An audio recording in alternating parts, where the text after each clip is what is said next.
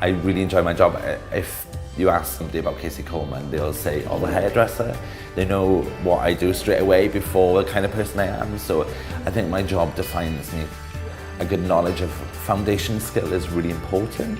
So if you don't have that foundation skill, you're kind of stuck for progression. You can't get any further. If you don't go to college and learn everything in theory as well as practical, you'll never get a true understanding of your vocation. And one thing I will say is never say no to any opportunity, because you don't know where it'll lead.